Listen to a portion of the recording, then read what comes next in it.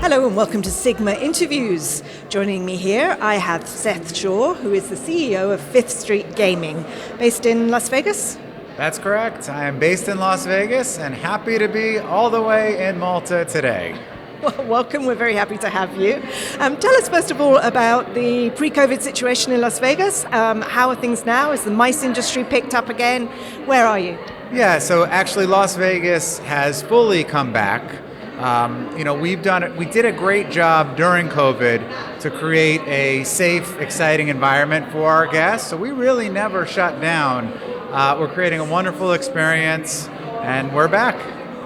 Yes, well, that's great. Good to hear. And I understand that you have just opened a new Latin-themed property in Las Vegas. Can you tell us a little bit more about that? Yeah, absolutely. So we actually just broke ground, so it will be about 6 months until we reopen. But we created the first brand in the United States for the 64 million Americans that identify as Latino. We've created the first casino brand for that segment called JefeBet. And we are first opening a casino in Las Vegas, specifically for this audience, all about Latin music and culture. It's an audience that we've been catering to for a very long time. At the same time, we've launched our brand online, jefebet.com, which you can go to today. And likely we'll be rolling out a real money gaming casino in Latin America as well. It's interesting news. And whereabouts would that be? We will most likely roll it out in Colombia in Q1 of 2023. And how much possibility do you see in the Latin American markets? I mean, they're obviously slowly opening up and regulating. Where do you see the most opportunity? Yeah, we're really excited about it. First and foremost, I think it's important that whenever anyone ventures into a new market, that it's done in a really authentic way, and authenticity only comes from experience. And that is an audience that we have a lot of experience catering to. The Hispanic audience in the US, of course, has a lot of similarities to the Latin American audience.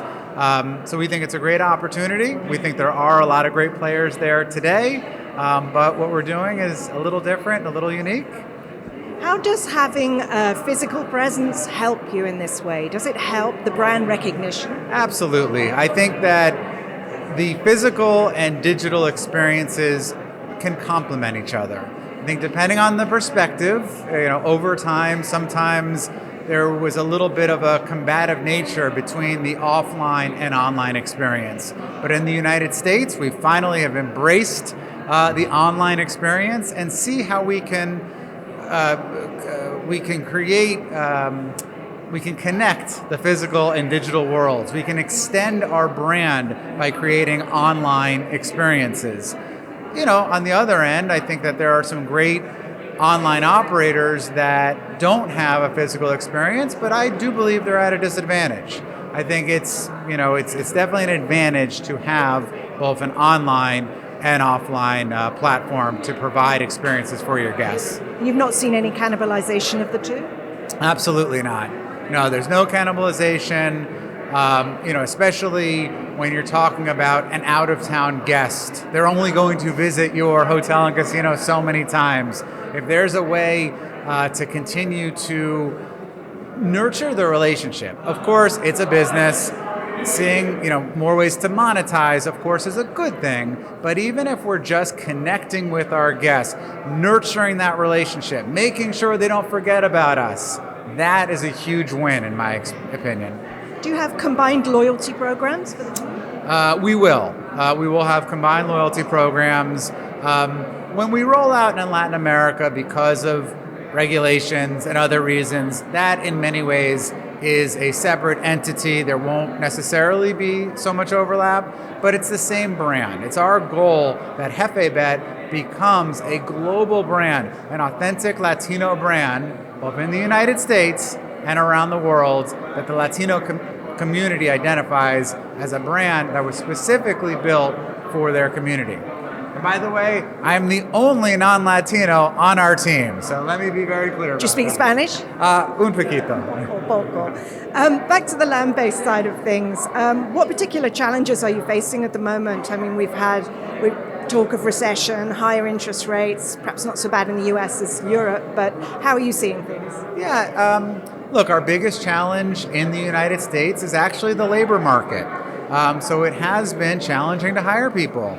I'm not smart enough to tell you why, although I haven't heard an economist give a good reason either. But we actually see more demand than we're able to supply, whether that's in our restaurants, whether it's even in our casinos.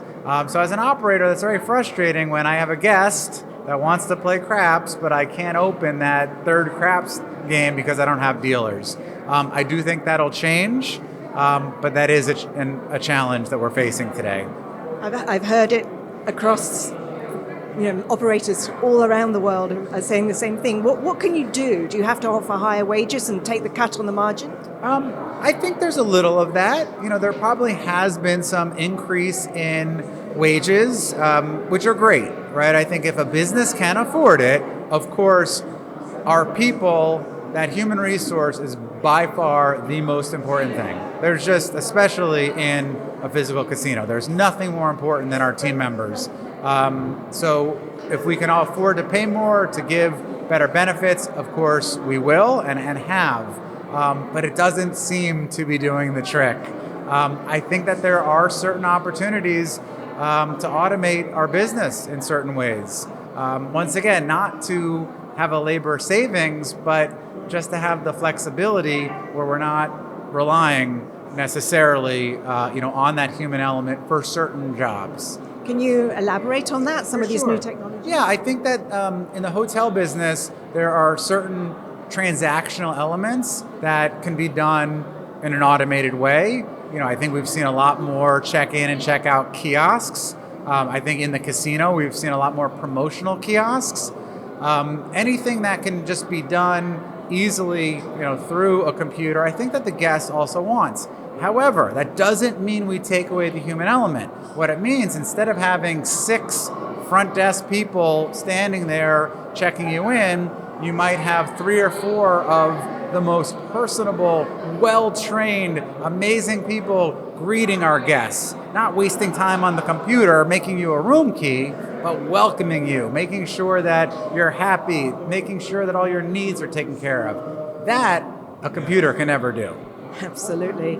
So we've talked about Latin American expansion online, your new brand. Any other exciting developments for Fifth Street?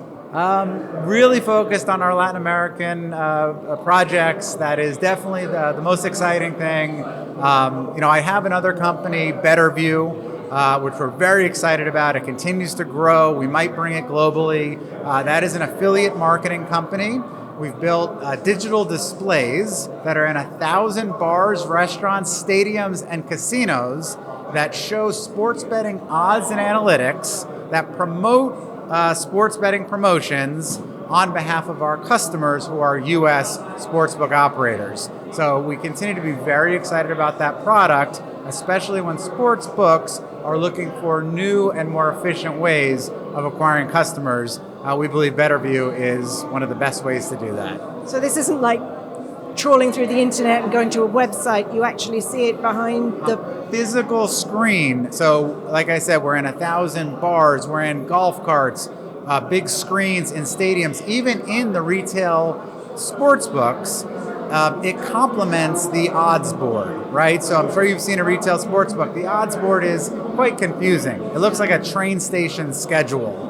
We've created this very modern interface that shows odds in a way that people understand. In new markets like Ohio, which is going live, Kansas just went live, Maryland's going live, people don't know if minus 180 is good or bad. By the way, in Europe, they don't either because you don't use that system.